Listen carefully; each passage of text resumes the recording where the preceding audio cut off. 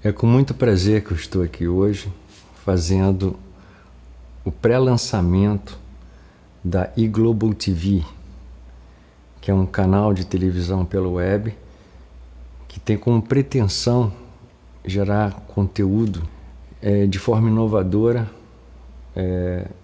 dentro do contexto audiovisual internacional. Num primeiro momento, esse conteúdo vai ser direcionado de forma regional para o público brasileiro e por extensão para qualquer comunidade de língua portuguesa. E a médio prazo gerar conteúdo internacional através de parcerias, inclusive com produtores de outros países, com a mentalidade, né, de produzir entretenimento, produzir notícia, mas sobretudo também criar mecanismos de conscientização, principalmente do universo ambiental, que envolve o desenvolvimento sustentável no entorno de todo o planeta. Então, nesse momento, esse pré-lançamento da iGlobal TV acontece dessa forma, em forma de editorial, para coincidir propositadamente com a Rio+20, que é a Conferência das Nações Unidas para o Ambiente e para o Desenvolvimento, que eu chamo de Conferência 2, porque a Conferência 1 foi a Rio Eco 92, há 20 anos atrás. Esse momento é da maior importância porque, mais uma vez, o mundo inteiro foca um determinado ponto, uma determinada questão, que é a questão da sobrevivência do planeta e a nossa sobrevivência por consequência. Mas nós não podemos repetir o mesmo erro que aconteceu nesses últimos 20 anos. Por quê? Uma série de itens que foram debatidos, transformados em documentos e assinados por representantes de 108 países, se não andaram para trás, para frente não andaram. Exemplo disso é o aumento da miséria e da pobreza. E o outro exemplo muito marcante é a questão do aumento constante e progressivo de CO2 na atmosfera. Esse pensamento ambiental, que envolve as palavras ambientalismo, ecologia, sustentabilidade, desenvolvimento sustentável, toda essa coisa não existe além de 50 anos. É de 50 anos para cá que se começa a pensar de forma concreta no mundo que nos cerca e o que a gente quer fazer com ele. Mas só por volta da década de 70 que efetivamente alguma coisa começa a ser plantada nesse sentido, né? E todo esse pensamento que vai dos anos 70 até os anos 90 é que culmina nessa necessidade de pela primeira vez, se falar realmente disso do ponto de vista global. Então, historicamente, foi muito importante a Rio Eco 92. Talvez hoje ela nem seria chamada de Rio Eco, seria chamada de Rio SUS, de sustentabilidade, né? Seria Rio SUS 92. Porque as pessoas estão meio que abandonando a palavra ecologia, né, para se dedicar à palavra sustentabilidade. Mas em 92 já se falava de desenvolvimento sustentável, já se questionava a questão do crescimento econômico e do uso desenfreado de recursos naturais.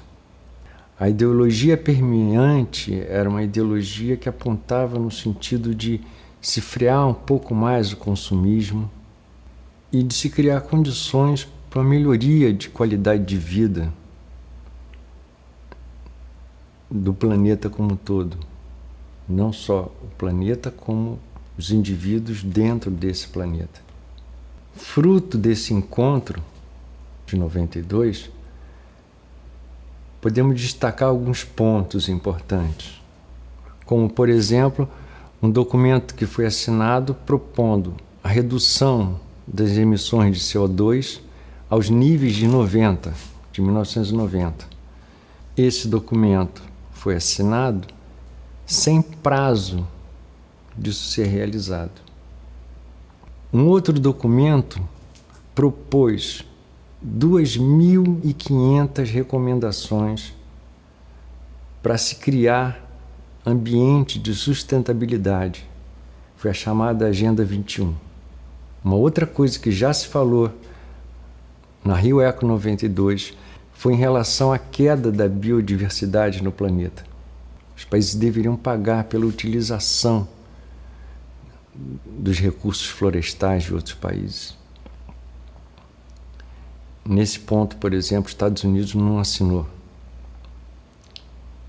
E ainda teve a chamada Declaração do Rio, que comparativamente funciona como se fosse uma declaração dos direitos do homem, só que é aplicada às questões de preservação do planeta e da sustentabilidade. E aí eu pergunto, né, quem hoje sabe listar 10 itens dessas 2.500 recomendações? Quem sabe falar sobre essa Declaração do Rio, que funciona como uma declaração universal de proteção do planeta? Nesses passados 20 anos, pelo menos 2 itens da maior importância nesse momento só pioraram. O primeiro, que é o constante crescimento de dióxido de carbono na atmosfera gerado por queima de combustível fóssil. E o segundo ponto, que é a questão do declínio alarmante da biodiversidade no planeta. Então, minha grande preocupação nesse momento, com relação a Rio+20, é que novamente mais 20 anos se passem e hoje o que é alarmante já só faça piorar mais. Isso por quê? Porque a Conferência das Nações Unidas, com todo o respeito que ela merece ter, ela funciona como se fosse uma reunião de condomínio de um prédio que não tem condomínio. Ou seja, vamos fazer uma metáfora de um prédio com mais de 100 apartamentos, onde não existe um condomínio formal. Quer dizer, não existe a figura de um síndico, não existe a figura de um estatuto que tenha que ser seguido, e se não for seguido, penas são impostas aos condôminos. Então não há poder de cobrança entre os diversos proprietários dos apartamentos. Eles têm preocupação com a água que vão beber, com o lixo que estão derramando, mas não tem como existir uma gerência disso, por exatamente faltar uma ordem internacional que regulamente isso tudo. Então a coisa fica no ambiente da intenção. Alguns países assinam, outros não. Se fere a questão da economia, já não olha com bons olhos determinado item, determinada proposta. Então isso para mim é o mais grave, porque o mundo inteiro, nesses últimos anos, vem sentindo a necessidade de se fazer alguma coisa, né? A ciência caminhou bastante nesses últimos anos. Houve uma conscientização enorme em todo o planeta com relação a essas questões.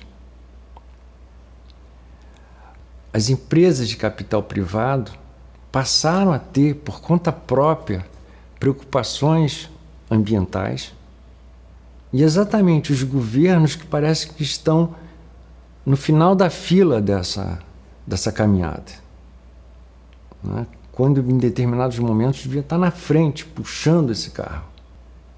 O momento é grave. E é preciso muita calma para dizer que o momento é grave. Por quê? Estamos vivendo um ambiente onde está começando a haver uma polarização.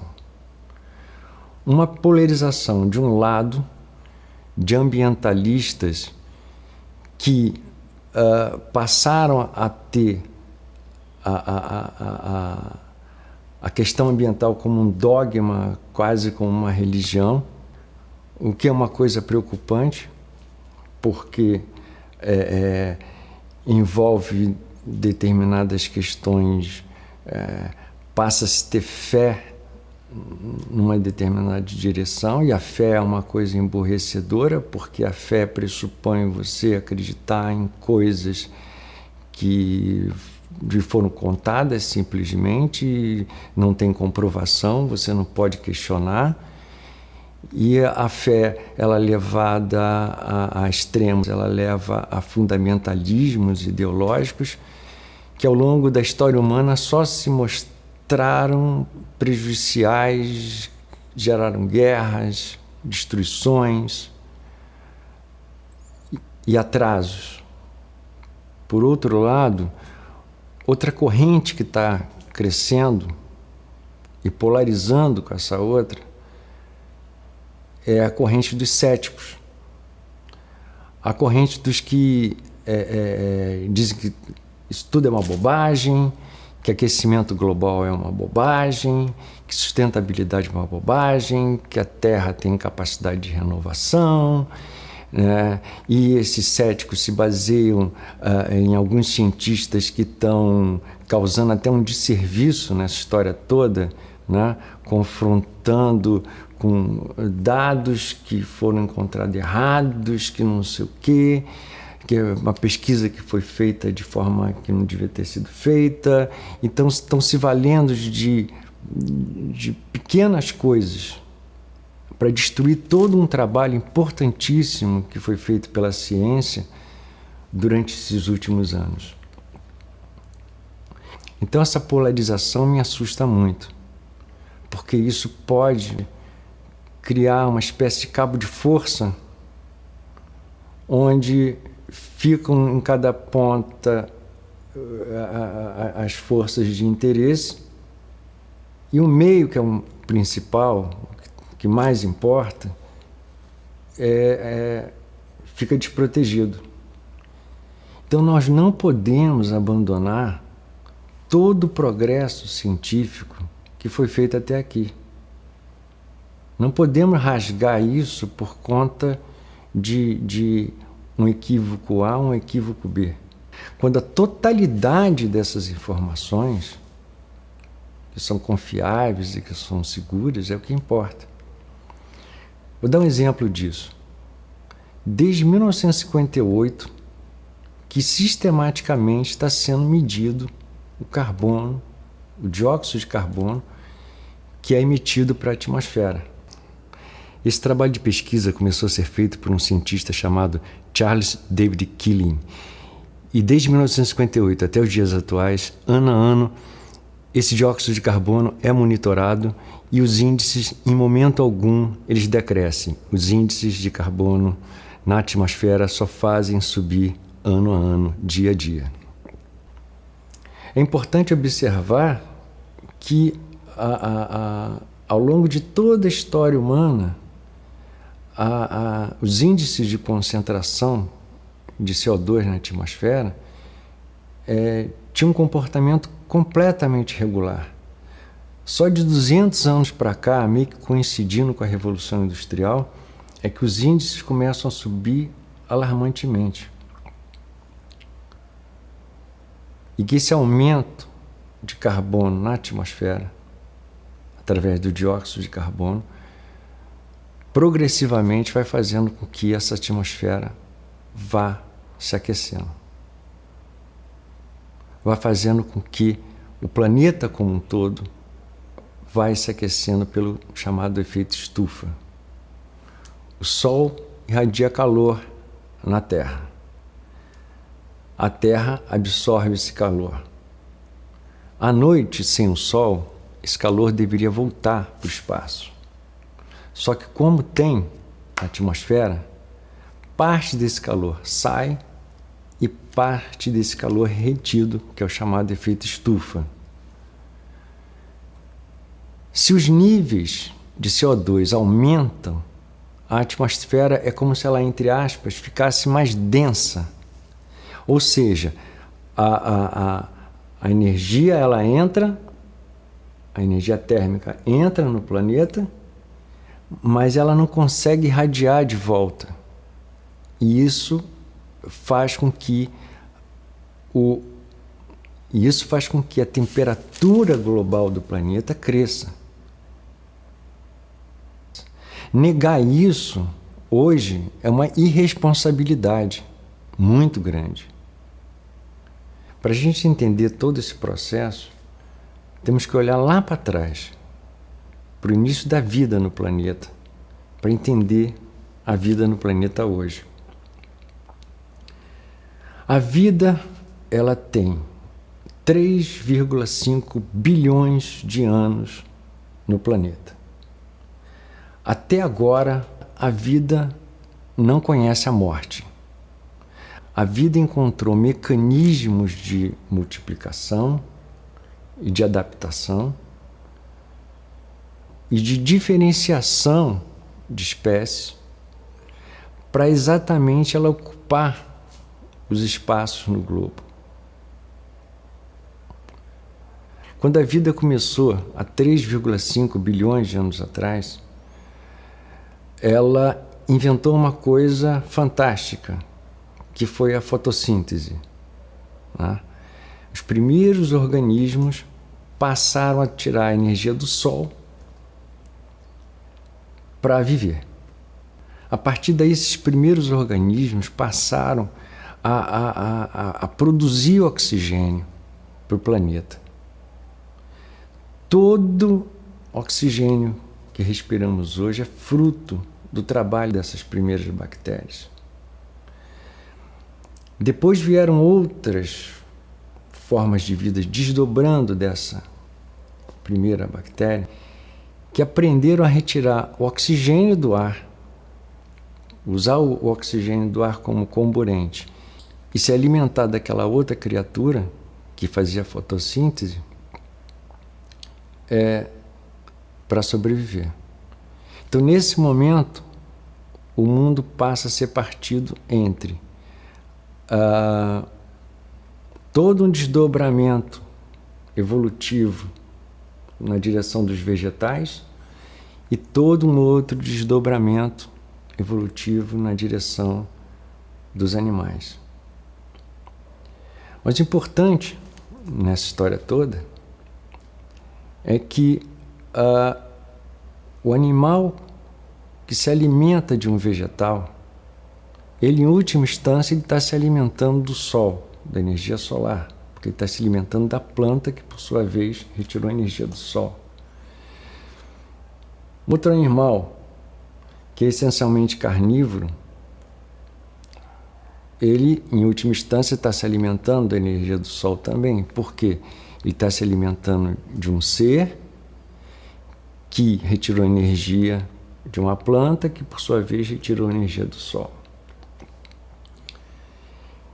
Então, até hoje, toda a energia do planeta depende da fotossíntese, desse milagre que é a fotossíntese. Sem a fotossíntese, a vida praticamente acaba no planeta. A Terra possui uma atmosfera. As pessoas não têm ideia do tamanho que é essa atmosfera. Vamos imaginar a Terra como uma imensa bola de inflar, uma bola de 4 metros de diâmetro, tamanho de um pequeno ônibus. A crosta terrestre teria a espessura da borracha.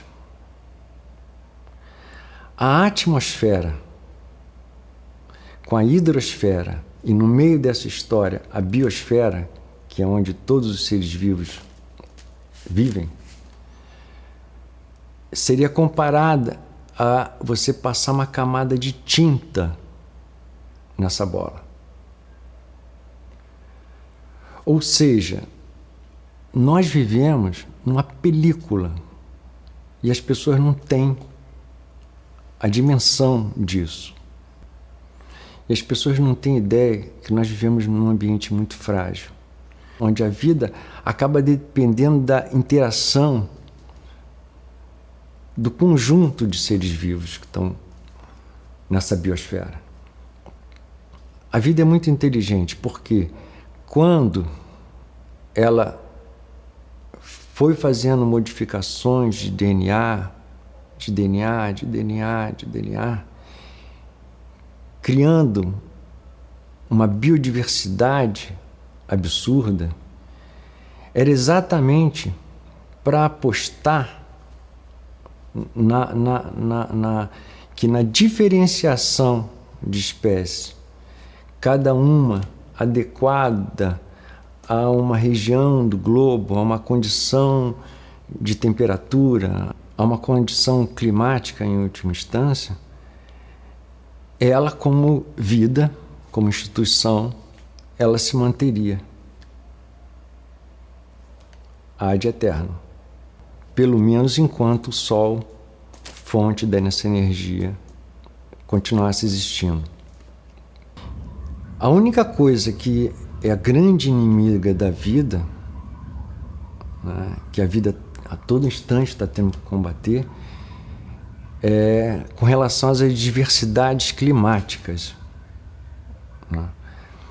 O planeta já passou por 5 grandes extinções em massa. Né? A mais famosa foi a última, há 65 milhões de anos atrás, quando acabou com os dinossauros. Mas todas elas, né, em última instância, o que gerou essa mortandade extrema foi sempre por questões ambientais. Mesmo essa última grande extinção em massa, quando o asteroide bateu, é claro que causou um impacto fantástico. Quem estava ali na zona de impacto morreu imediatamente, mas a grande extinção em massa mesmo aconteceu porque, como a Terra ficou envolta por toda a sorte de poeira, a temperatura da atmosfera cresceu e isso se manteve durante muitos e muitos e muitos anos.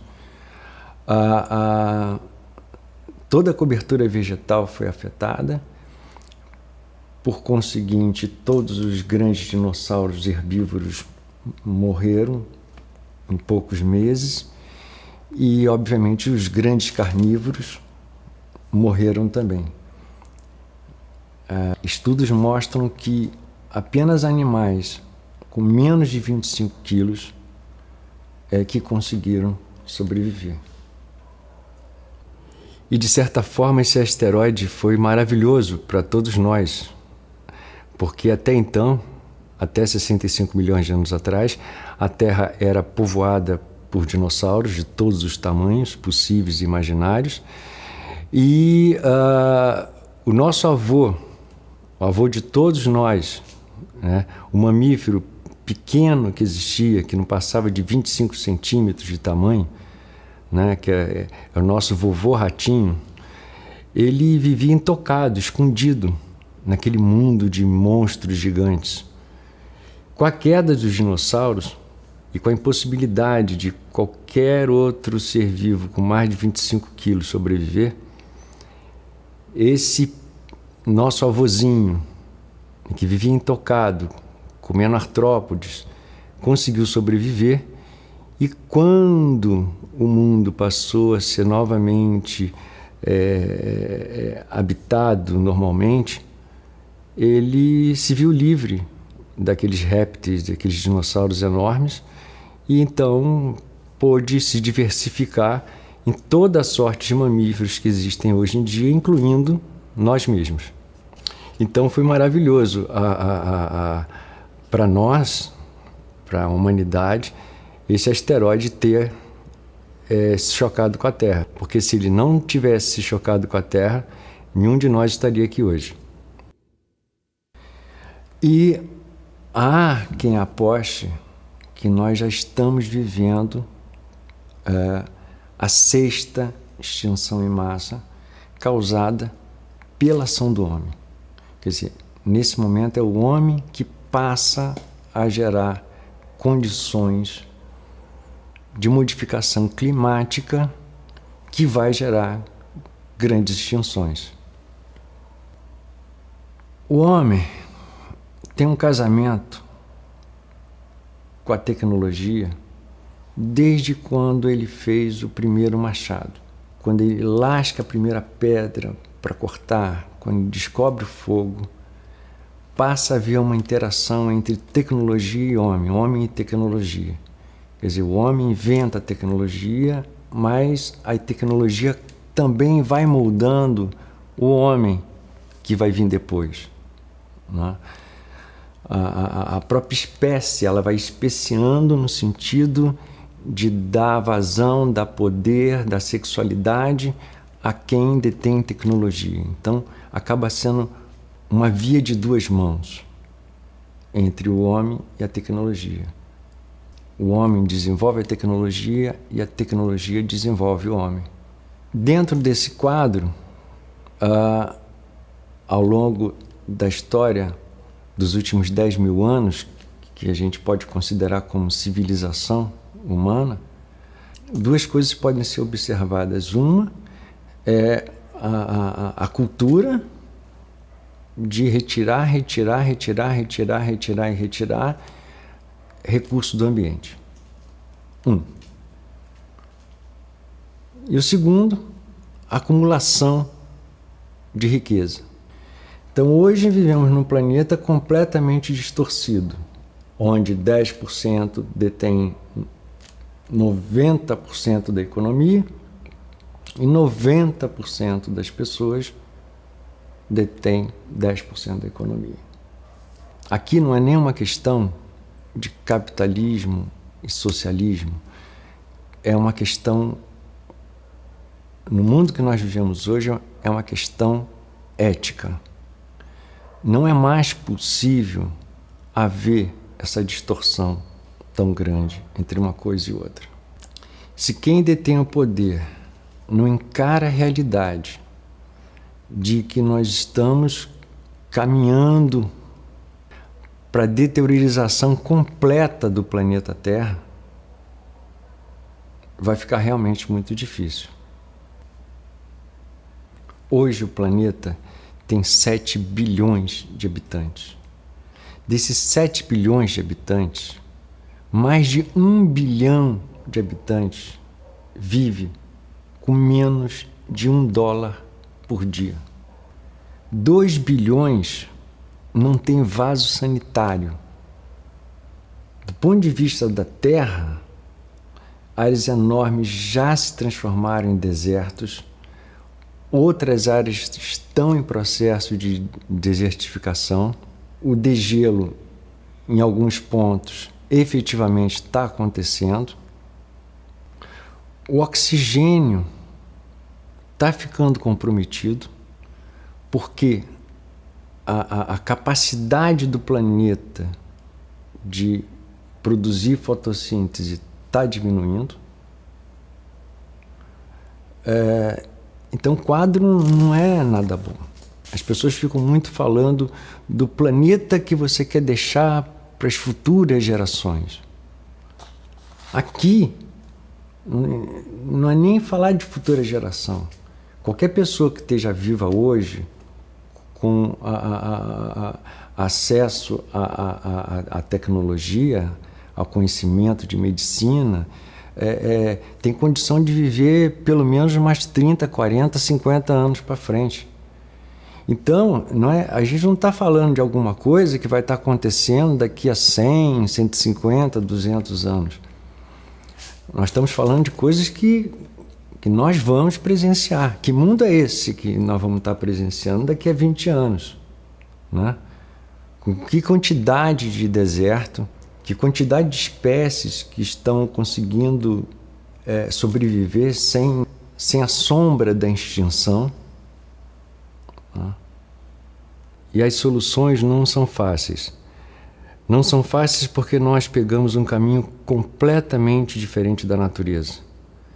Enquanto a natureza, ela por si só, ela é autossustentável, ela também retira toda a energia que ela precisa, a vida retira toda a energia que ela precisa da fonte infinita, até certo ponto, do Sol. E nós pegamos um caminho completamente diferente. Nós pegamos um caminho de explorar os recursos naturais até o momento que esses recursos naturais, que não são renováveis, se esgotem completamente. E nesse século, nesse último século, a velocidade que a gente vem cada vez maior consumindo, se apropriando dos recursos naturais não renováveis, nessa busca desenfreada de energia cada vez mais,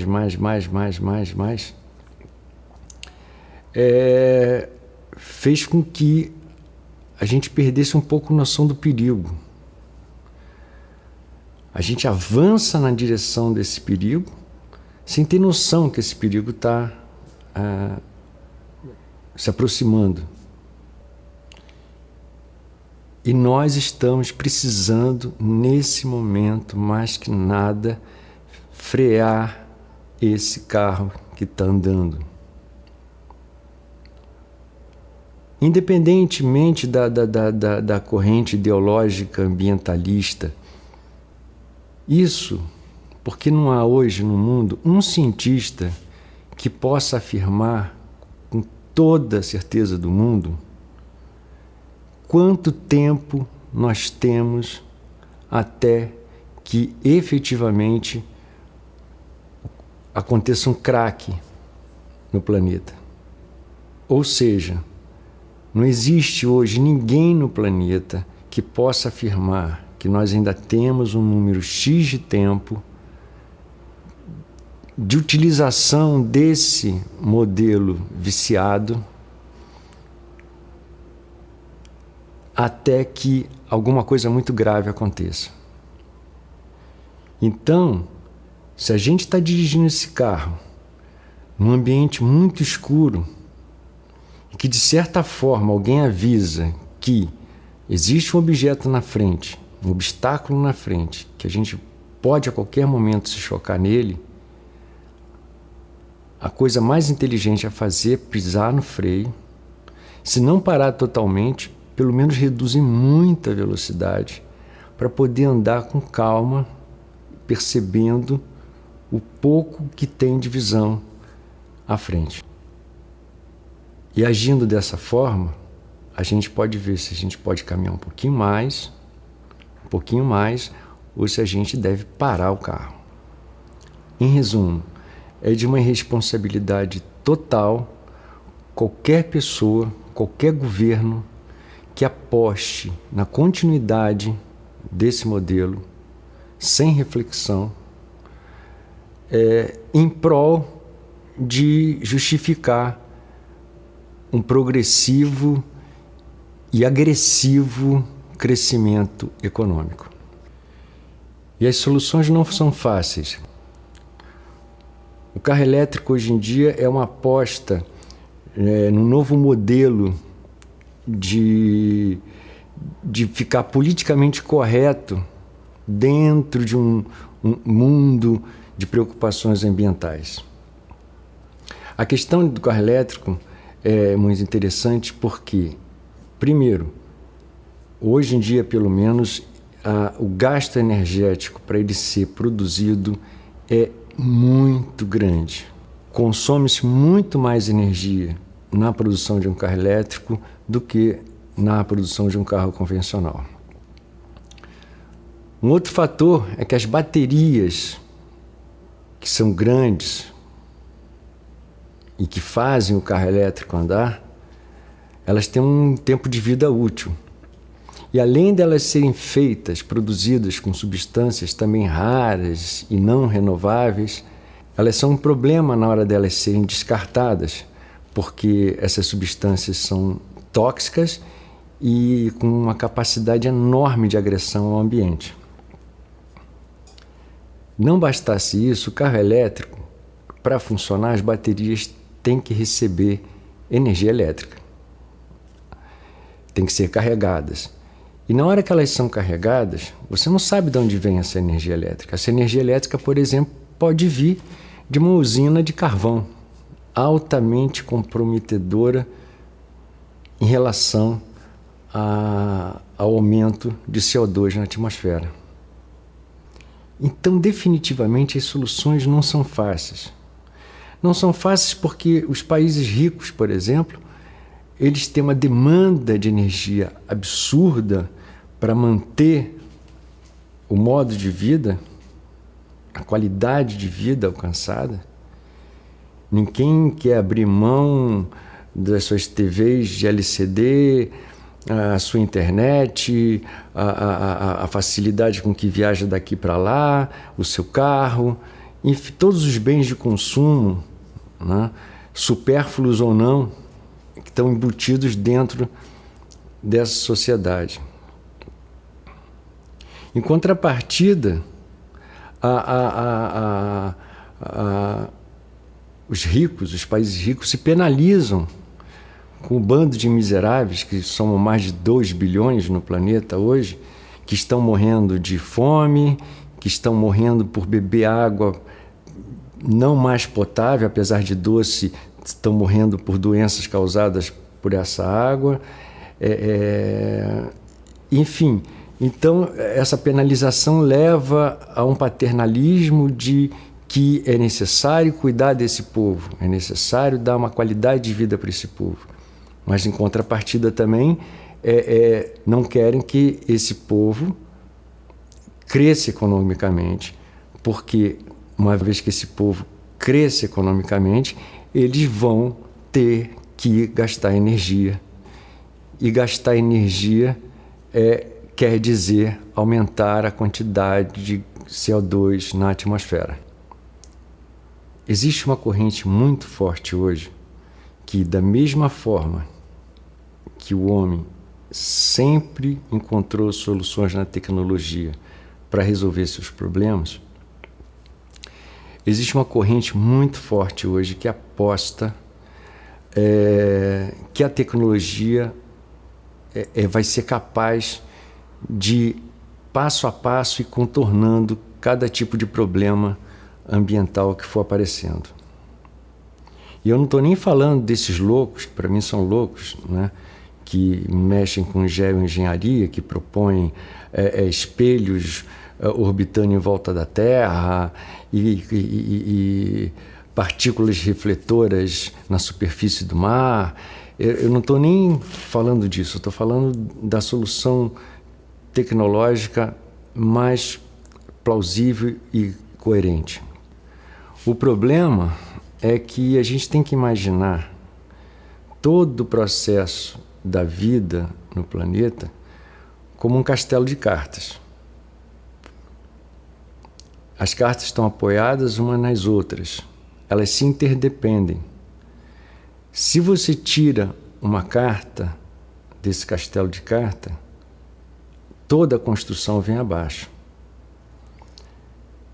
Então, é possível que uma carta esteja meio deteriorada, comprometendo o conjunto inteiro, e você, com tecnologia, você consiga colocar uma carta nova ali e retirar a antiga, sem que a coisa desabe. O problema exatamente está que tudo está meio deteriorado, e até que ponto nós temos essa capacidade de observar e interferir exatamente naquele lugar onde aquela carta do castelo de cartas está se deteriorando a ponto de ruir e cair. E com isso, todo o castelo de cartas cair. E pode parecer exagero essa coisa de uma determinada carta estrutural desse castelo de carta ruir.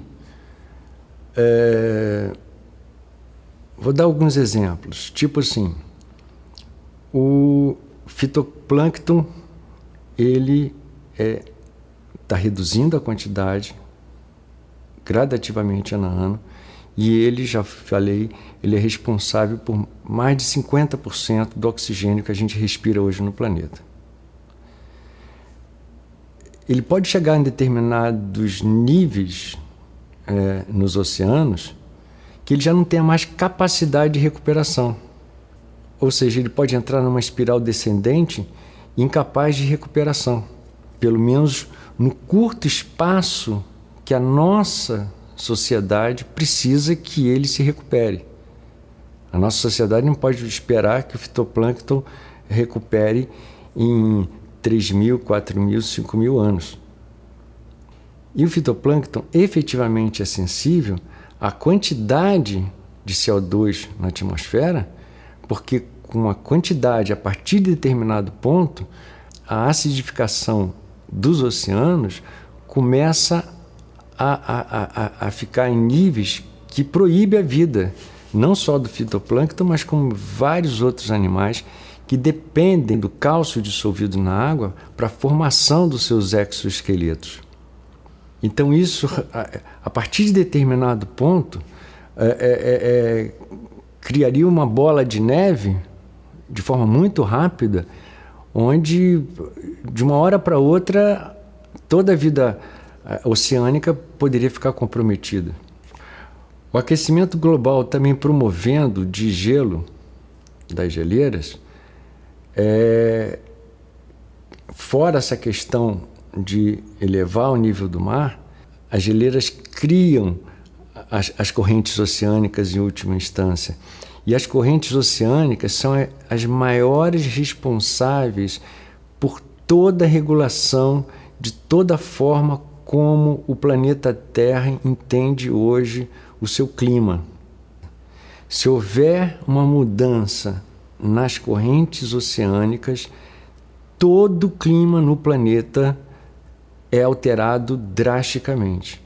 E como todas as outras 5 extinções que já aconteceram, que foram causadas por transformações climáticas abruptas, uma mudança climática que ocorresse por conta da modificação das correntes marítimas levaria a um processo de extinção muito rápido de muitas e muitas espécies no planeta. E como isso tudo, a partir de determinado ponto, o problema é exatamente esse, até que determinado ponto esse sistema se sustenta. Certamente não é quando a última geleira acabar, aí é que vai acontecer. Não. As forças envolvidas, elas são muito grandes. Então, a tendência é que a velocidade desses eventos acontecerem seja de forma exponencial. Ou seja, quanto mais tempo a gente vai caminhando dentro desse problema, esse problema vai agravando, mais rápido o evento pode acontecer. E acontecendo um evento dessa natureza, que modifique de uma hora para outra o clima da Terra, o comportamento climático da Terra de forma tão violenta e tão rápida, seria o caos completo. Seria o caos porque tempestades aconteceriam em lugares que não teriam tempestades, secas aconteceriam em lugares que têm seca. Isso diretamente comprometeria toda oferta de alimento, toda a produção de alimento no planeta Terra. Seria um caos. As pessoas viveriam dentro de um verdadeiro inferno durante anos. E considerando todo o desdobramento da cultura de guerra, da cultura da violência dentro da nossa própria espécie, seria literalmente um inferno. E isso é uma coisa que pode acontecer nos próximos anos, se nada for feito.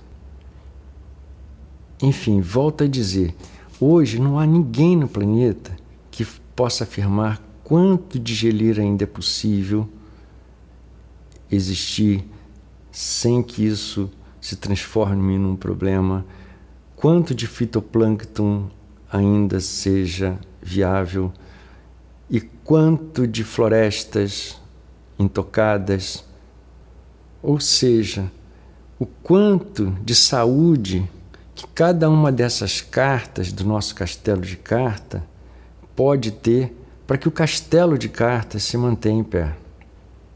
E esse risco ainda aumenta a cada dia, porque independentemente de todas essas questões, a população mundial cresce dia a dia, hora a hora, segundo a segundo. No final de 2010, nós batemos a marca de 7 bilhões de pessoas no planeta. Cada pessoa que vem no planeta, ela já nasce gastando energia. E ao longo da vida dela, ela vai gastar uma quantidade de energia sozinha gigantesca. Qualquer criança hoje que esteja na escola aprendendo matemática já tem matemática suficiente para calcular o quanto de habitantes vão ter daqui a mais 5, a mais 10, a mais 20 anos. Então, do ponto de vista da Terra, nós temos dois grandes e maiores problemas, que são o aquecimento global, causado pelo aumento de CO2 na atmosfera, e a queda vertiginosa da biodiversidade no planeta. E do ponto de vista humano, nós temos esse abismo de qualidade de vida hoje entre o rico e o pobre, entre a nação rica e a nação pobre. Eu tenho 5 propostas que eu gostaria que chegassem à discussão nessa reunião de condomínio que é a Conferência das Nações Unidas. São sugestões que não objetivam soluções. Como eu falei, as soluções não são fáceis. São sugestões que visam frear o carro, que visam aumentar a capacidade crítica, aumentar a capacidade de pensamento, de observação, de análise do nosso ambiente planetário. E dessa forma, nos aparelhar mais para que a gente possa gerenciar melhor toda sorte de problema. Eu vou falar dessas 5 sugestões sem ordem de importância entre elas, porque eu considero todas elas da maior importância. A primeira diz respeito à educação. Não essa educação normal, que é necessária e fundamental. Nem essa educação, entre aspas, ambiental que normalmente é feita. Mas uma educação voltada para 2 caminhos distintos. O primeiro caminho, compreender, aprender, deter conhecimento sobre como a vida aconteceu e acontece no planeta, como as formas de vida elas se interligam e como o coração desse planeta bate. E tem uma outra sorte de educação, que é a educação comportamental. Ou seja, como nos dias de hoje deve acontecer o nosso comprometimento, a nossa relação com a natureza, a forma que a gente tem de preservar todo esse ambiente, como que a gente vai interagir com o próximo, com quem está dividindo o mesmo ar que a gente respira, quem está dividindo a comida que a gente tem que comer. Então, esses dois caminhos, tanto a educação informativa como a educação comportamental, elas são de extrema importância e extrema relevância que aconteça em todo o planeta, em todas as nações, que os governos promovam dentro das escolas, para as crianças, para os adolescentes e para os jovens, esse tipo de formação, fazendo parte efetiva do currículo escolar. E eu sou favorável que os governos criem mecanismos de motivação para que adultos possam ter acesso a um curso sobre essa questão ambiental, tanto informativa como comportamental, ainda que esse curso fosse um curso de duração de um dia, de 6 horas só, de 4 horas que fosse, mas que as pessoas fizessem um curso desse e para que a população daquela nação, daquele país, num espaço muito curto de tempo, pudesse adquirir um pacote de conhecimento. Uma segunda sugestão é que, com base nas diretrizes tiradas, por exemplo, desse encontro, por exemplo, dessa conferência, os governos de cada país passassem a ter uma atitude severa com relação ao cumprimento dessas medidas. Ou seja, que políticas públicas severas fossem implementadas, leis fossem alteradas em função de que essas diretrizes fossem seguidas. A minha terceira sugestão é uma sugestão meio ensandecida. Meio ensandecida porque essa sugestão é direcionada a uma reunião de condomínio onde não existe condomínio, não existe síndico que tenha poder de polícia para fazer acontecer. Mas essa terceira sugestão diz respeito diretamente à responsabilidade de cada nação com relação à emissão de CO2 na atmosfera. Mantendo essa metáfora louca de que vivemos num prédio sem condomínio, mas com mais de 100 apartamentos, vamos considerar que um determinado apartamento produz uma quantidade imensa de lixo. E ao invés dele dar conta do próprio lixo, ele pega esse lixo e distribui em todos os andares, nas portas de todos os outros apartamentos. É exatamente isso que acontece com a emissão de CO2.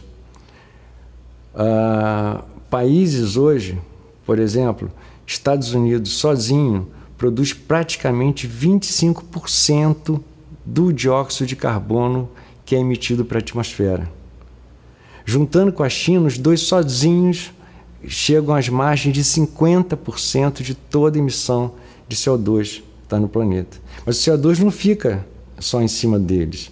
O CO2 ele se espalha por todo o planeta, né? Se espalha no quintal da casa de todos nós. Então, essa minha terceira sugestão é uma sugestão ensandecida, porque ela propõe a criação de um imposto pela emissão de CO2 na atmosfera. E é ensandecida porque se um imposto passa a ser cobrado, tem que ter o cobrador para cobrar o imposto, senão a pessoa não paga o imposto, né? Mas considerando que isso fosse uma coisa viável e democrática, né, eu pensei 3 fórmulas que vou mostrar para vocês. A primeira diz o seguinte, que a quantidade de imposto que cada país vai pagar, aqui está um cifrão com T de taxa, né, o tax, country N, é igual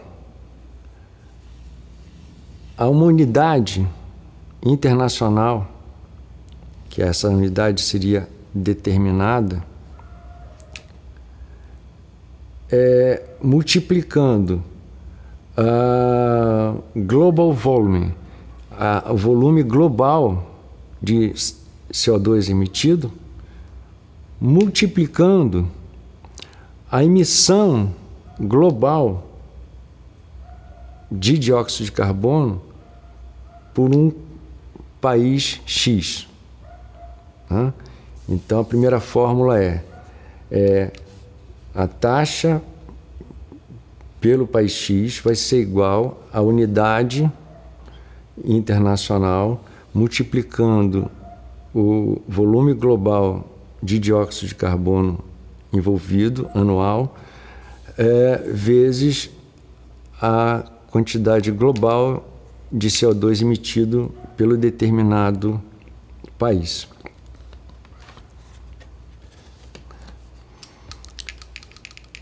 A segunda fórmula é muito simples. Diz que a quantidade global de taxa é igual ao somatório das taxas, né, do país 1 mais a taxa do país 2 mais a taxa do país 3, pontinho, pontinho, pontinho, mais a taxa do país N.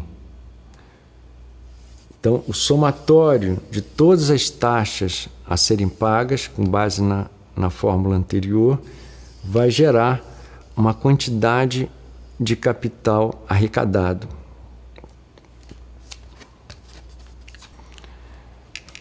A terceira fórmula é a fórmula, então, que vai distribuir de forma honesta e democrática esse valor dessa taxa global.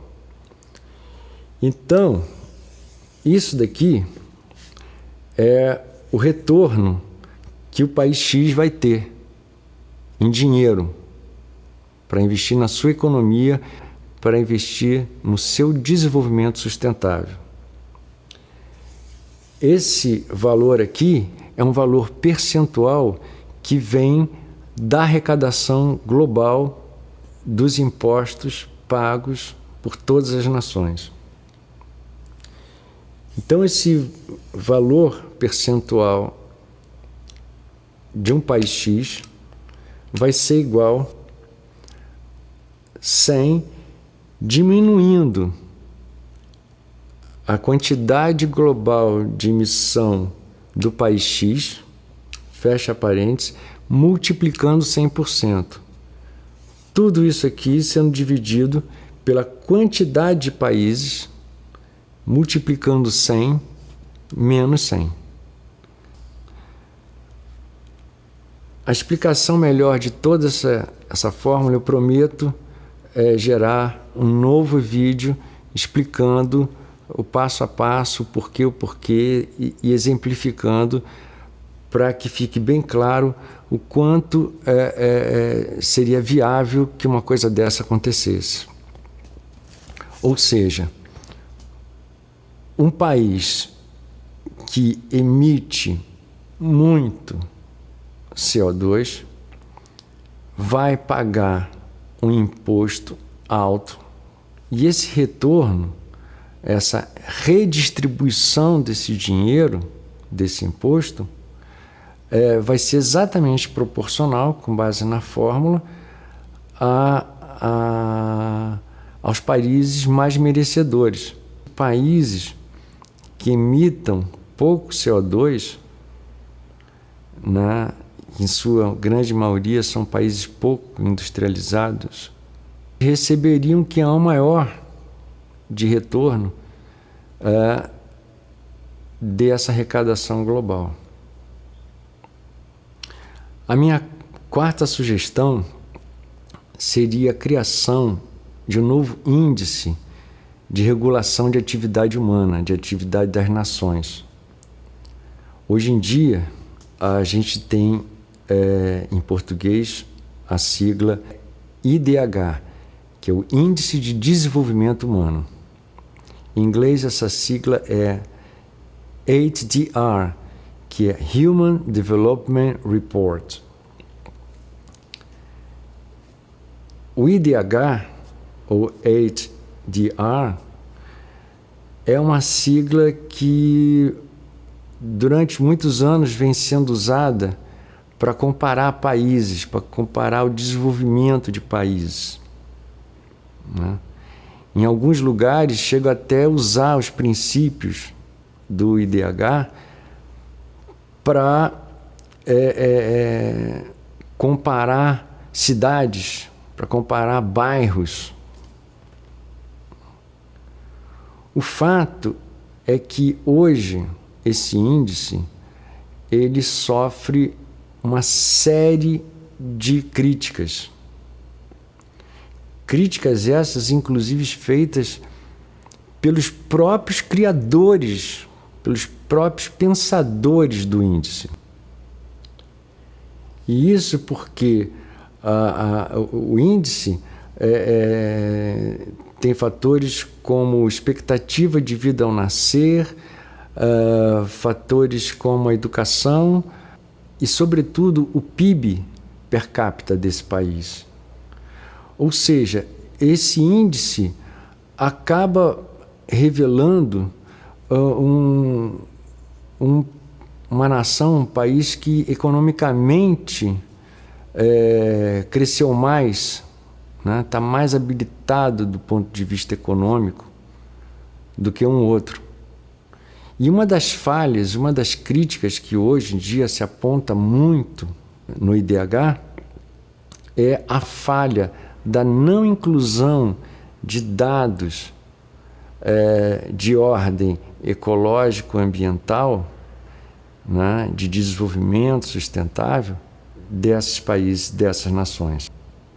Então, eu não estou aqui propondo que o IDH acabe, eu não estou aqui propondo que ele seja revisto, eu estou propondo que um novo índice, que não tem nada a ver com o IDH, só citei o IDH como um modelo referencial, seja criado pela Organização das Nações Unidas para referenciar países do ponto de vista ambiental, do ponto de vista de desenvolvimento sustentável, com foco nessa questão. Esse índice poderia se chamar, em inglês, ESDR, que seria Environment Sustainable Development Report. Em português seria IDSA, que seria Índice de Desenvolvimento Sustentável e Ambiental. Por fim, a quinta sugestão: uma campanha internacional pró-fotossíntese, visando tudo que diz respeito à fotossíntese, todos os organismos que são responsáveis pela fotossíntese, a descoberta desses organismos, a compreensão desses organismos, onde eles vivem, como eles se multiplicam, e com isso tudo gerar ideias e sugestões para um aumento de fotossíntese no planeta, um aumento urgente de fotossíntese no planeta. Eu perdi a conta de quantas vezes eu falei planeta durante esse discurso. O fato é que o nosso planeta é uma joia linda extremamente rara. Com toda a tecnologia que nós conquistamos hoje, que nos dá a capacidade de olhar quase que do outro lado do universo, através de nebulosas, através de galáxias, não existe nada que já foi visto até hoje comparado ao nosso planeta. Existe uma corrente que acredita que nós somos únicos. Da forma como existimos, nós somos únicos em todo o universo. E nós sim, é que seríamos capazes de, com tecnologias e toda essa futurologia, nós seríamos sim os seres capazes de levar vida para outros lugares. O fato é que, até hoje, com provas efetivamente cabais, nós estamos sozinhos e a Terra, não existe nada parecido com ela no que a gente consegue enxergar com os mais poderosos telescópios. E essa coisa linda, essa coisa rara, essa coisa tão especial, tem uma biosfera muito frágil, muito fininha, muito frágil, que está sujeita a sofrer com qualquer modificação climática que esse ambiente tem.